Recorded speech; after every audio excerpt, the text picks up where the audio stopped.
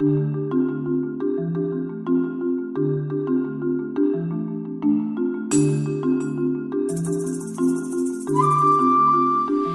everyone, I am Dina Khader, nutrition consultant, and thank you very much for joining me today. I really would like to start a dialogue with all of you, so feel free to send me your questions or comments. You're welcome to leave a comment below. And today we are going to respond to a question from Pat of Scarsdale, New York.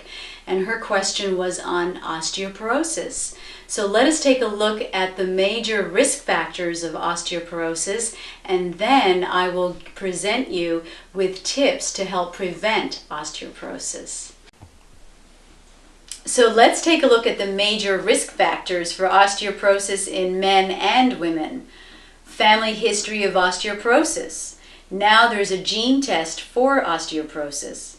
White or Asian ethnicity. Small body frame. Women who've gone through menopause early in their 40s, hysterectomies in your 30s and 40s, inadequate calcium intake, excess animal protein in the diet, lack of exercise, smoking, excessive alcohol consumption, i.e. more than 3 times a week, high caffeine intake, long-term steroids therapy like prednisone and cortisone, long-term use of antacids if you have acid reflux that significantly interferes with calcium absorption, hyperparathyroidism, type 1 diabetes, and also autoimmune diseases like Cushing's syndrome, low vitamin D levels in your blood, lack of progesterone and other hormones like estrogen and human growth hormone. And last but not least, low urinary pH. If your pH is less than 6.4, you're at a higher risk of losing calcium from bone. Let me share with you now my 6 tips for preventing osteoporosis. Tip 1 is know your body. In order to know what your risk factor might be, you have to do some testing. So the first test is a DNA test for osteoporosis.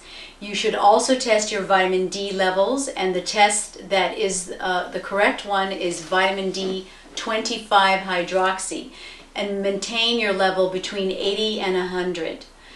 And also hormone testing, especially human growth hormone, and we call that IGF-1 or insulin growth factor 1, which is a blood test. And also progesterone levels can be tested through blood.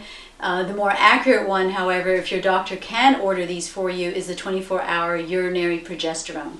And just make sure that these tests are done by a healthcare provider. Tip 2 is exercise, and the best weight-bearing exercises are the rebounder, which is the mini trampoline, doing that for a minimum of 20 minutes, 3 times a week. Doing weightlifting with weights, and also doing yoga postures that require weight bearing or weight resistance with your own body. These are the best exercises for preventing osteoporosis. So tip 3 is maintaining a healthy urinary pH between 6.4 and 7, and you want to purchase pH strips either online or through your local pharmacy. Make sure you test the first morning urine daily for 2 to 3 weeks before you've eaten or drunk anything in the morning. And for those of you who are below 6.4, next week please join me as I talk about balancing your urinary pH through dietary changes. Tip 4 is avoiding inflammatory foods, especially the nightshade family, and that includes eggplant, tomatoes, peppers, white mushrooms, and potatoes. Tip 5 is taking a high-quality calcium supplement with magnesium and vitamin D.